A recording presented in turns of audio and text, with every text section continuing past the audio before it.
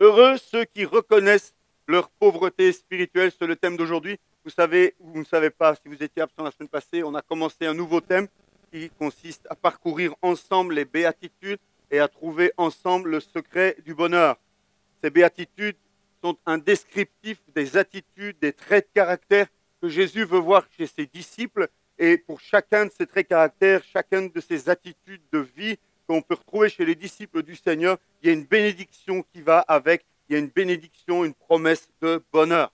Ce matin, le Seigneur nous a parlé par la voix prophétique et je voulais revenir là-dessus en introduction de la prédication. Le Seigneur nous a parlé ce matin, en ce début d'année scolaire 2017, de cette rentrée d'église 2017, que le Seigneur veut nous amener plus loin. C'est une bonne nouvelle. Le Seigneur nous dit ce matin qu'il a envie de souffler sur nos voiles, qu'il a envie de nous amener plus loin en 2017 pour qu'en 2018, nous puissions tous avoir parcouru du chemin, nous puissions tous regarder derrière nous et réaliser que nous avons fait des progrès. Malheureusement, le Seigneur dit aussi qu'il ne peut pas souffler dans des voiles si les ancres sont jetées. Vous savez ce qui se passe lorsque le vent souffle sur des voiles et lorsque l'ancre est jetée? Les voiles se déchirent, les mâts s'arrachent. On a un bel exemple dans les Actes des Apôtres avec Paul. Ils ont dû couper les amarres parce que le vent devenait trop violent et c'était dangereux. On a dû baisser les voiles pour pas que tout chavire. Le Seigneur dit, je veux souffler dans tes voiles, mais je ne peux pas souffler dans tes voiles si tu as laissé une ancre derrière toi. C'est impossible et c'est même dangereux que je me mette à souffler dans tes voiles si tu refuses de lever l'ancre. Le Seigneur a parlé de différentes ancres. Peut-être qu'il y en aurait encore d'autres. On a tous peut-être l'une ou l'autre ancre qui nous empêche de progresser. Je vous invite ce matin à prendre la parole prophétique au sérieux. Vraiment. À considérer ce que le Seigneur a dit à travers du ministère prophétique et à vous remettre en question, à laisser en tout cas le Saint-Esprit vous remettre en question et vous montrer si vous êtes concerné par l'une ou l'autre ancre dans votre vie. Parce que le Seigneur veut vous voir avancer et je suppose que vous voulez avancer aussi. Souvent, on aime le Seigneur et on veut aller plus loin avec le Seigneur, mais en même temps, comme ça a été dit dans la parole, c'est vrai qu'on a peur de quitter nos sécurités, on a peur de perdre certaines choses. Croyez-moi, on n'a rien à perdre à faire confiance au Seigneur. On n'a rien à perdre à le laisser nous amener plus loin. Et même si on doit perdre des choses, les choses que le Seigneur nous permet de retrouver sont d'une valeur bien inestimable par rapport à ce que l'on a décidé de laisser derrière soi. Il faut faire confiance au Seigneur. C'est pour ça que vous lui avez donné votre vie. Quelque part, il faut reconnaître sa pauvreté spirituelle. C'est le thème de ce matin. C'est un verset tout court qu'on trouve dans Matthieu 5, verset 3. Plusieurs versions, on a plusieurs versions suivant les Bibles que vous avez. Heureux ceux qui reconnaissent leur pauvreté spirituelle. Heureux ceux qui ont un cœur de pauvre, on peut trouver cette version-là. Heureux ceux qui se reconnaissent spirituellement pauvres. Heureux ceux qui se savent pauvres en eux-mêmes. Et il y a même une version un peu rigolote qui dit « Tu es béni quand tu es au bout du rouleau. Avec moins de toi, il y a plus de Dieu. » C'est pas en français qu'on trouve ça, c'est en anglais. Des versions rigolotes, en français, il n'y en a pas. Mais en anglais, on en trouve. Tu es béni quand tu es au bout du rouleau parce qu'avec moins de toi, il y a plus de Dieu. Je ne sais pas comment il en est arrivé à cette transcription-là, parce qu'on s'écarte quand même assez bien, mais il y a de l'idée derrière, il y a une pensée qui est véhiculée derrière. Pendant longtemps, moi, lorsque je lisais ma Bible et que j'étais jeune converti, je lisais « Heureux les pauvres en esprit ». Et je dois avouer qu'à l'époque, je ne comprenais pas très bien ce que ça signifiait.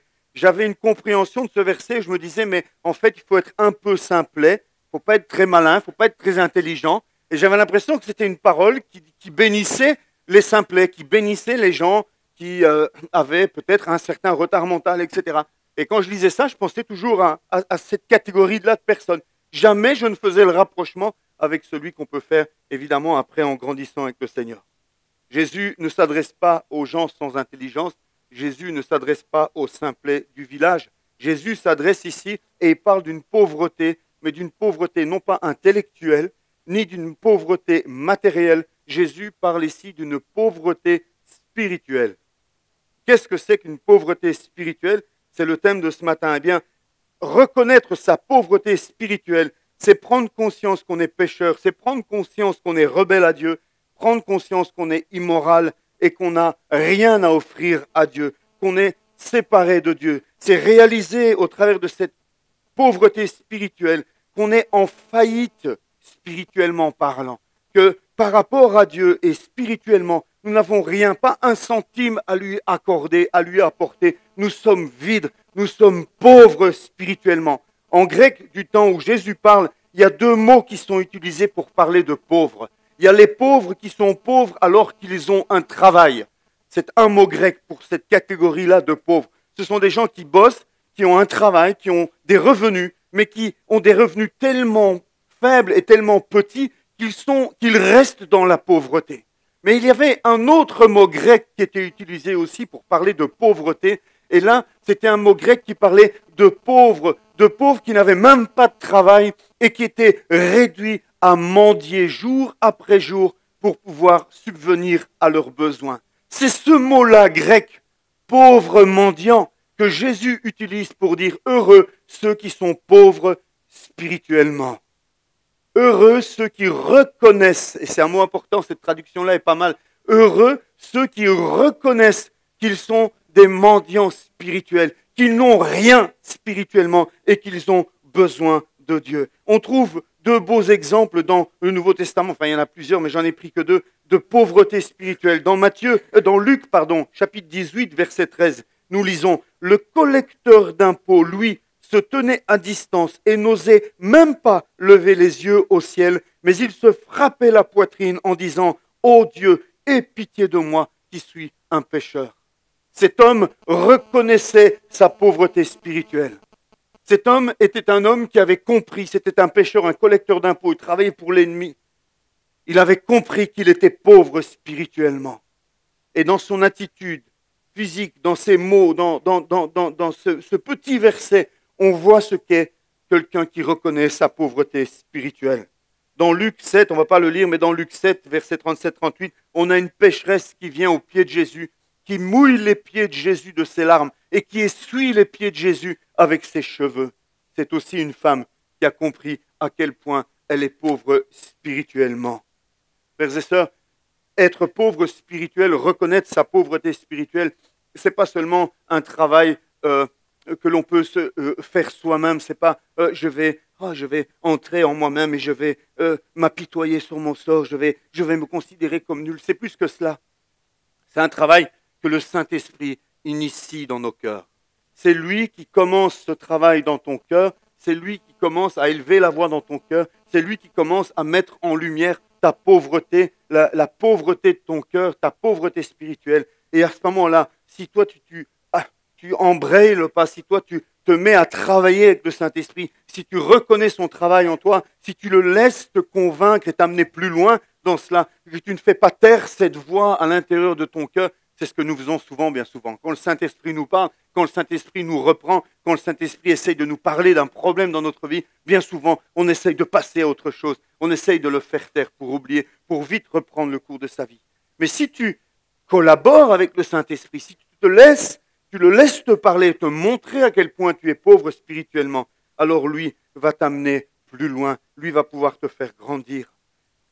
Jésus parle d'une bénédiction ici. C'est intéressant, c'est Spurgeon qui relevait cela, un grand prédicateur pour ceux qui connaissent un petit peu l'histoire du monde chrétien protestant. Spurgeon, c'était un grand prédicateur, il faisait remarquer, c'est intéressant de voir que le dernier mot de l'Ancien Testament dans Malachie, c'est le mot malédiction. Destruction, malédiction, maudit, ça dépend comment on le traduit. Et le premier mot qui va sortir de la bouche de Jésus, c'est le mot bénédiction, heureux. C'est intéressant comme contraste. L'Ancien Testament se termine sur un mot difficile et destruction, un mot lourd à porter, et le premier mot qui sort de la bouche du Sauveur de Dieu, c'est le mot heureux. Béni soit celui qui, heureux celui qui. Jésus nous parle de bénédiction, Jésus nous parle de bonheur. C'est pour ça qu'on a pris ce thème de la recherche du bonheur. Jésus nous dit ici, celui qui reconnaît sa pauvreté spirituelle est heureux. Ça veut dire quoi? Eh bien, ça veut dire être béni, ça veut dire être approuvé par Dieu. Le mot grec qui est utilisé, makarios, c'est un mot qui est difficile à traduire avec un seul mot en français. C'est un mot qui décrit une paix profonde. C'est un mot qui décrit une joie sereine, une joie dans la paix. C'est un mot qui décrit une joie qui est intouchable, que rien ne peut venir altérer. Un état de bonheur qui est complètement indépendant des circonstances extérieures. Un état de bonheur plus que simplement une émotion ou un sentiment qui peut être passager. Jésus dit à celui qui est pauvre spirituellement, qui reconnaît sa pauvreté spirituelle, pas à tous les pauvres spirituels, on est entouré de millions et de millions de gens pauvres spirituels, mais à celui qui reconnaît sa pauvreté spirituelle, Jésus dit, tu es approuvé de mon Père, tu es béni de mon Père, tu es heureux, tu es dans un état de bonheur que les circonstances ne peuvent pas venir altérer. Ce mot est repris 30 fois dans les évangiles et 28 fois c'est dans la bouche de Jésus qu'on le retrouve. Un mot important, il décrit la faveur spéciale de Dieu envers son peuple, une faveur spéciale de Dieu sur ceux qui lui appartiennent, une faveur à la fois physique mais aussi spirituelle, mais aussi les conséquences qui vont de vivre dans cette faveur. C'est pour ça que les Anglais, au lieu de traduire « heureux ceux qui reconnaissent leur pauvreté spirituelle », vont plutôt dire « béni celui qui reconnaît sa pauvreté spirituelle ». Parce que ce mot « heureux » ne suffit pas. C'est heureux, c'est béni, il y a beaucoup plus de choses qui sont transportées dans ce mot makarios. C'est le bien-être ultime, c'est la joie spirituelle du racheté. C'est celui qui est en paix avec Dieu. C'est celui qui, malgré les circonstances, un frère à la cellule vendredi soir nous disait, je ne sais pas ce qui m'arrive, mais il y a plein de choses qui ne vont peut-être pas autour de moi, mais pourtant je me sens bien, je me sens... C'est ça le makarios. Heureux ceux qui reconnaissent leur pauvreté spirituelle. C'est la première des béatitudes. C'est la première de la liste que nous allons aborder ensemble au cours des semaines.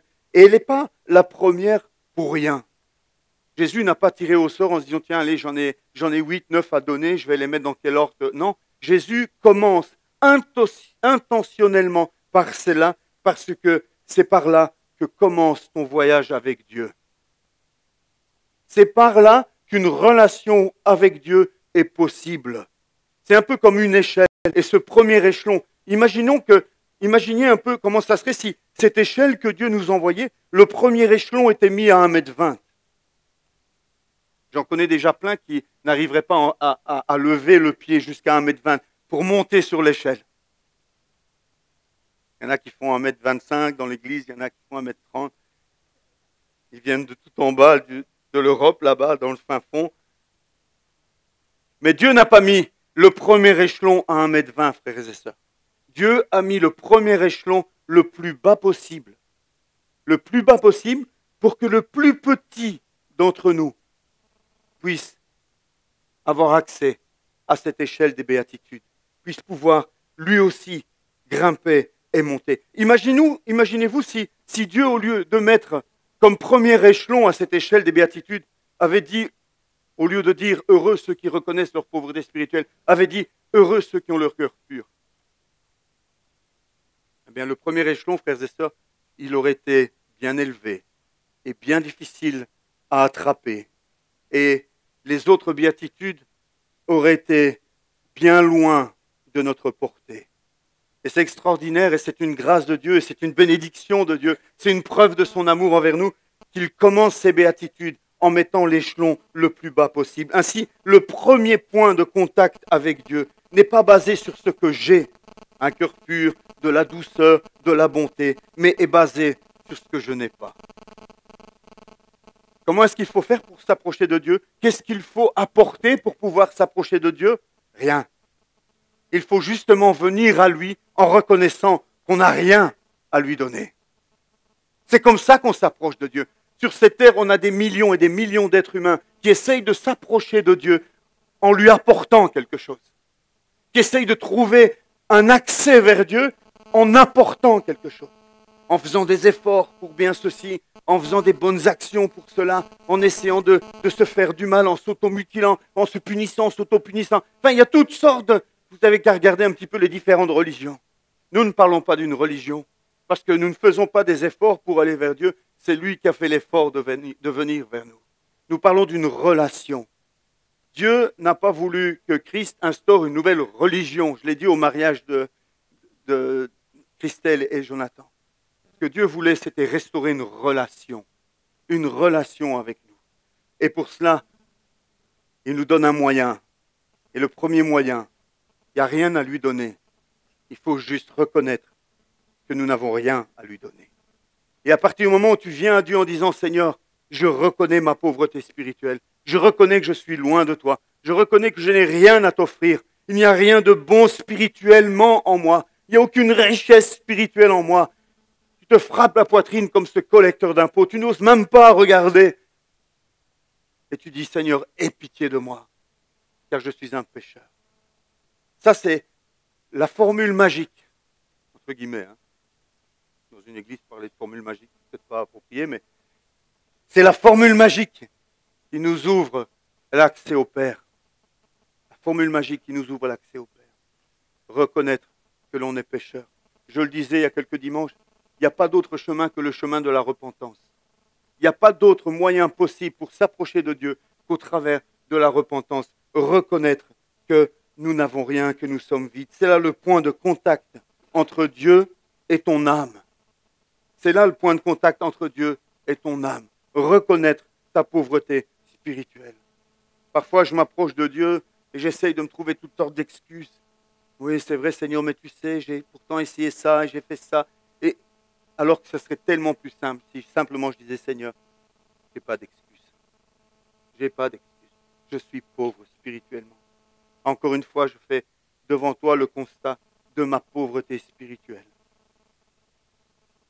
Et tout d'un coup, j'entends comme la serrure qui se débloque, la clé qui tombe dans la porte et la porte qui s'ouvre toute seule. J'ai rien fait, je n'ai pas tourné la clé. Dieu ouvre la porte. Chaque fois que tu reconnais ta pauvreté spirituelle, chaque fois que tu viens à lui comme ce collecteur d'impôts, comme cette femme qui pleure sous les pieds de Jésus, qui essuie ses pieds avec ses cheveux, la porte du ciel s'ouvre.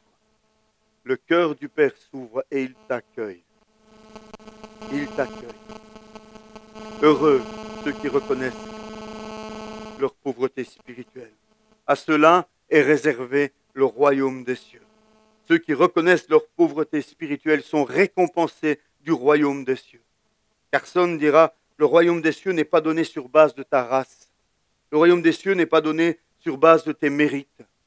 Le royaume de Dieu n'est pas donné parce que tu es zélé. Le royaume de Dieu n'est pas donné parce que tu as des dons ou des qualités, parce que tu es riche. Le royaume de Dieu est donné aux pauvres en esprit, aux publicains, aux collecteurs d'impôts, aux prostituées, à ceux qui reconnaissent n'avoir rien à donner à Dieu. C'est à ceux-là que le royaume de Dieu est réservé. Frères et sœurs, reconnaissons notre pauvreté spirituelle. Tu peux avoir 40 ans de conversion. Parfois, tu te berces d'illusions en toi-même. Tu te dis, quand même, moi, je suis quand même au-dessus du lot. Je suis quand même plus loin spirituellement que tous tes frères et sœurs. J'ai tellement d'expérience derrière moi. Fais attention, frère. Fais attention, sœur. De ne pas te tromper toi-même. Rien qu'en pensant comme ça, tu manifestes de la pauvreté spirituelle. Restons humbles devant Dieu. Restons dépendants de lui. Vivons notre vie chrétienne jusqu'au bout de la course, en confessant jour après jour que nous avons besoin que sa grâce se renouvelle chaque matin. Que je ne suis pas encore arrivé à la stature parfaite de Christ, que je dois encore faire beaucoup de chemin pour ressembler à Christ, et que j'ai encore besoin que jour après jour, l'Esprit de Dieu me convainque de péché et m'amène plus loin à la ressemblance de Christ. Spurgeon disait, les pauvres en esprit sont directement retirés du tas de fumier pour être placés directement parmi les princes du royaume. C'était un homme qui avait un langage un peu... Les pauvres en esprit, ceux qui reconnaissent leur pauvreté spirituelle, sont pris par Dieu directement du tas de fumier sur lequel ils reconnaissent être, pour être placés directement parmi les princes du royaume. Ainsi, le pauvre en esprit ne possède rien, mais en même temps, il possède tout. Celui qui reconnaît sa pauvreté spirituelle passe instantanément du statut de pauvre sans rien à celui d'héritier du royaume de Dieu. C'est extraordinaire.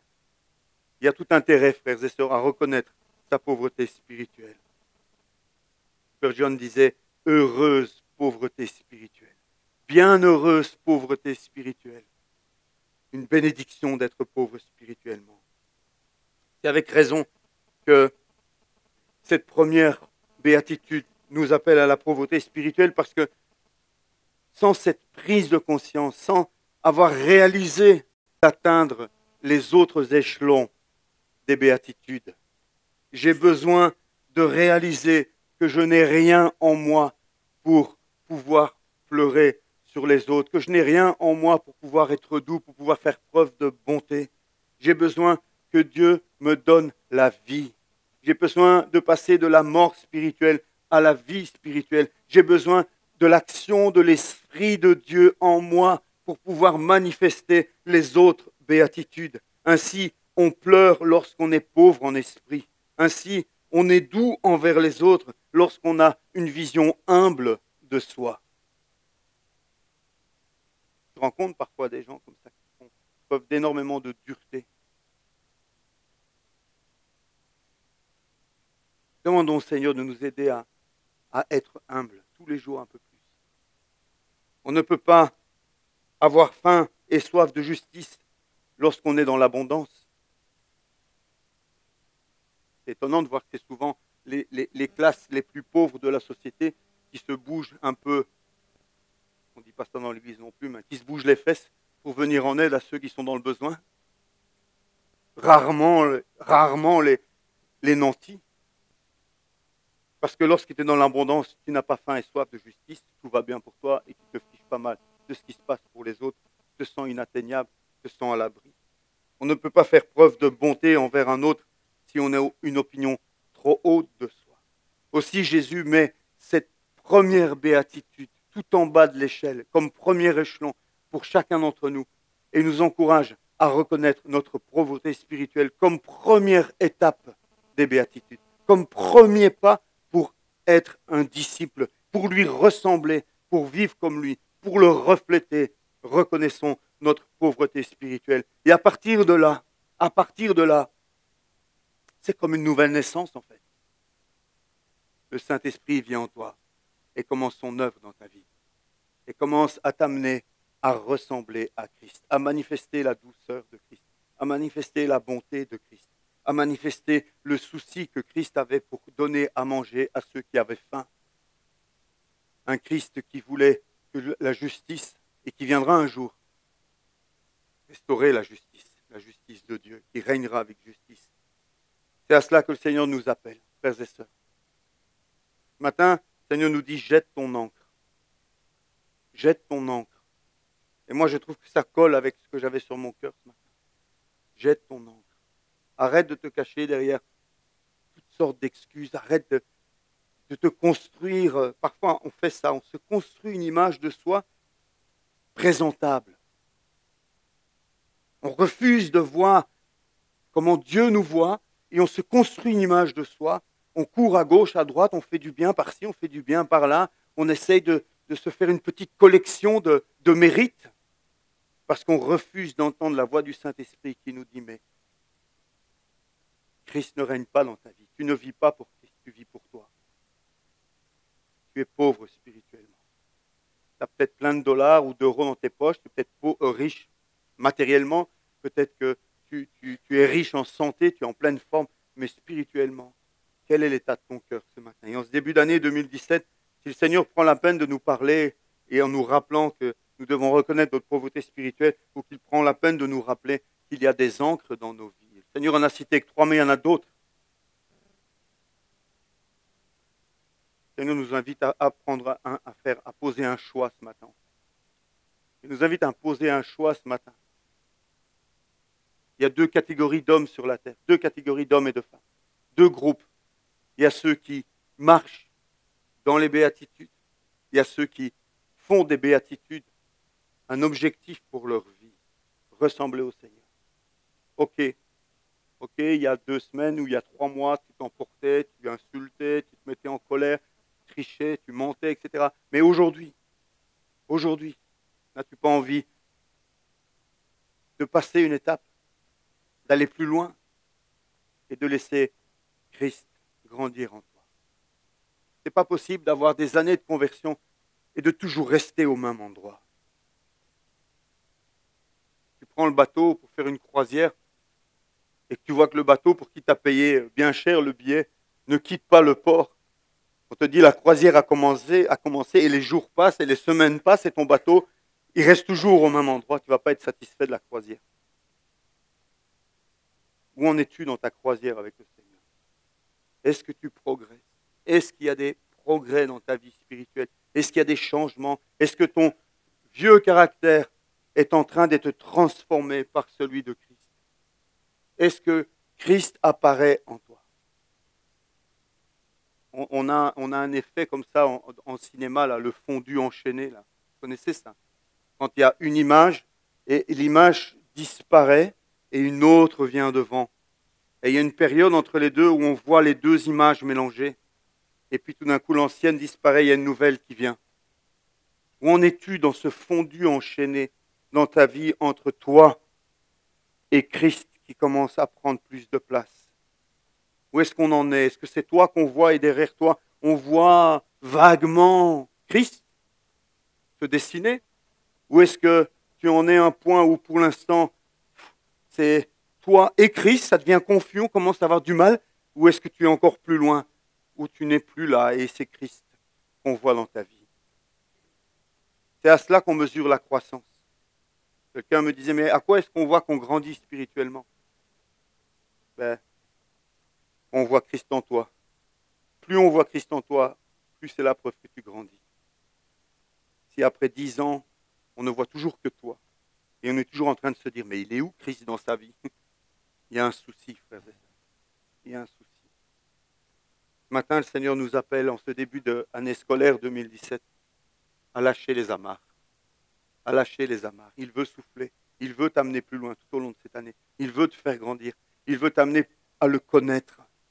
Et pour certains d'entre vous, le temps presse. Je vois beaucoup de cheveux gris. Je vois des personnes qui, tout doucement, s'acheminent vers la fin de cette vie-ci. Es-tu prêt pour celle d'après? Es-tu prêt à rendre des comptes? Lorsque Dieu t'appellera lui en te disant, qu'as-tu fait du message que tu as entendu concernant mon fils qui est mort pour toi sur une croix, qui a payé de sa vie, de son sang, pour que tes péchés soient effacés? Qu'as-tu fait avec cela? Tu as balayé ça du revers de la main en disant, je n'ai pas besoin d'un sauveur? Ou est-ce que tu as accepté l'offre de salut que je t'ai envoyée? C'est aujourd'hui qu'il faut prendre les bonnes décisions. Ce n'est pas une fois dans la tombe. Le purgatoire, c'est une invention des hommes. Ça n'existe pas. Dans la Bible, on n'en trouve aucune trace. C'est de ton vivant que tu dois choisir de suivre ou de ne pas suivre Dieu. Et de la décision que tu prends de ton vivant va dépendre où tu vivras l'éternité. Moi, j'ai une bonne nouvelle pour vous. Vous vivrez tous éternellement. Et certains pour une mort éternelle, d'autres pour une vie éternelle. Certains loin de Dieu pour l'éternité dans les tourments, et d'autres pour l'éternité dans la présence et dans le bonheur de Dieu, dans la présence de Dieu. Il y a un choix à faire maintenant. Maintenant. On va prier ensemble. Je vous invite à baisser les yeux. Et je crois que c'est un moment où le Saint-Esprit veut toucher des cœurs. Je crois que c'est un moment où le Saint-Esprit nous demande de prendre position, de prendre une décision. Dieu a parlé. Pas Eric, pas Timothée. Dieu a parlé. Dieu dit des choses ce matin. Dieu interpelle ce matin. Et Dieu te demande, que fais-tu de la parole que je te donne? J'aimerais encourager ceux qui désirent mettre le pied sur le premier échelon des béatitudes ce matin, à simplement vous lever là où vous êtes. Je veux ce matin reconnaître ma pauvreté spirituelle et je veux, Seigneur, m'approcher de toi. Simplement, levez-vous à votre place. Prenez cette décision pour Dieu. Les yeux sont fermés. C'est entre vous et Dieu. Mais il y en a un qui regarde, c'est le diable. Et lui, il voit les décisions que vous êtes en train de prendre. Et Dieu voit la décision que vous êtes en train de prendre, lui aussi. Et il vous donne la force. Maintenant, il tourne la clé de la serrure. Maintenant, il t'ouvre la porte. Il y en a d'autres qui doivent lâcher des amarres, qui doivent couper des ancres, renoncer à certaines choses qui les empêchent d'avancer avec Dieu. Ils savent très bien ce que c'est ce matin. Toi aussi, tu dois te lever ce matin. Toi aussi, le Seigneur t'encourage à te lever, à renoncer, à t'accrocher à ces choses-là, qui t'accrochent au bas, qui t'accrochent au fond de l'océan, afin que Dieu puisse t'élever, t'amener plus loin. Lève-toi ce matin. Tu ne sais pas comment tu vas faire. Ça te semble impossible, ça te semble difficile. Mais en te levant, tu dis simplement à Dieu, Seigneur, je ne sais pas comment y arriver, je ne sais pas comment me détacher de ces amarres, mais au moins je veux t'exprimer mon désir d'y parvenir. Je veux te demander ton aide, Seigneur. Je veux que tu m'aides à me libérer, à me détacher de ces choses qui m'empêchent d'avancer avec toi. Je ne sais pas comment tu vas t'y prendre, et moi-même je ne sais pas par où commencer, Seigneur. Mais ce matin, j'exprime mon désir publiquement. J'exprime mon désir publiquement, Seigneur, d'aller de l'avant avec toi. Lève-toi, fais ce pas de foi. Et le Seigneur le verra, et le Seigneur te conduira, le Seigneur te viendra en aide pour que tu lâches ces amarres. Seigneur, merci. Merci, Seigneur. Il y en a peut-être qui sont là ce matin qui n'ont jamais fait une démarche personnelle avec Dieu. Ce matin, c'est le jour où tu peux te mettre en paix avec Dieu. C'est le jour, ce matin, c'est le moment où tu peux demander pardon à Dieu. Pardon pour mes fautes, pardon pour mes péchés, pardon pour ma vie dissolue, pardon pour ma vie loin de toi. Peut-être que je n'étais pas un grand pécheur, mais en tout cas, j'ai vécu sans toi, Dieu. Toute ma vie, je l'ai vécu sans me préoccuper de ce que tu voulais, sans m'intéresser à ce que tu attendais de moi. J'ai vécu pour moi. Je te demande pardon ce matin. Et je veux me lever, te donner ma vie, te donner mon cœur. Je confesse que je suis un pécheur, une pécheresse et que j'ai besoin d'un sauveur. Je confesse ce matin que j'ai besoin d'être pardonné par Dieu. Ce matin, je fixe mes regards sur la croix et je vois que sur cette croix, tu as envoyé ton Fils bien-aimé mourir pour moi. Je confesse de ma bouche ce matin qu'il est mort et qu'il est ressuscité pour moi sur cette croix. Et je fais de lui mon sauveur. Tu peux faire cette prière-là dans ton cœur. Tu peux la faire dans ta chambre tout à l'heure. Mais fais-la. Je t'en supplie, fais-la. Merci Seigneur. Merci de nous visiter ce matin, Seigneur. Merci par ton Saint-Esprit de venir sur ton peuple, de venir sur tes enfants, de venir sur tous ceux qui ce matin font une démarche, font un pas de foi, se lèvent pour une raison ou pour une autre. Tu es là ce matin, Seigneur. Et je veux bénir tes enfants. Je veux dire heureux ceux qui reconnaissent leur pauvreté spirituelle. Bénis soient ceux qui reconnaissent leur pauvreté spirituelle, Seigneur. Je te demande de les visiter. Je te demande de les prendre par la main tout au long de cette année 2017. Je te demande de nous prendre par la main pendant toute cette année. Je t'invite, Seigneur, à souffler dans nos voiles.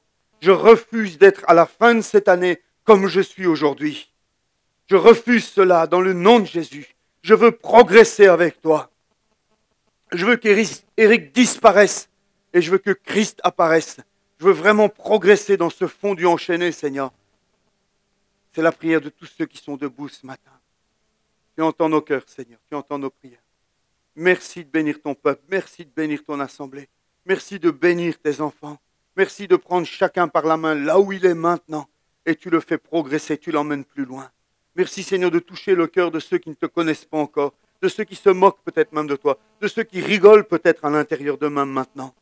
Seigneur, je les bénis quand même. Et je te demande de les attirer à toi. Je te demande de faire tomber les écailles de leurs yeux. D'ouvrir les yeux de leur cœur, Seigneur. Et de leur faire découvrir à quel point ils ont besoin d'un sauveur. Père, c'est dans le nom de Jésus que nous te remettons cette année pour chacun d'entre nous. Te demandons, Seigneur, vraiment, pendant toute cette année, nous voulons progresser avec toi. Et nous voulons prendre, Seigneur, les mesures qui s'imposent dans nos vies. Nous voulons prendre les décisions qui s'imposent dans nos vies pour aller de progrès en progrès. Père, dans le nom de Jésus, nous prenons cet engagement. Amen. Amen.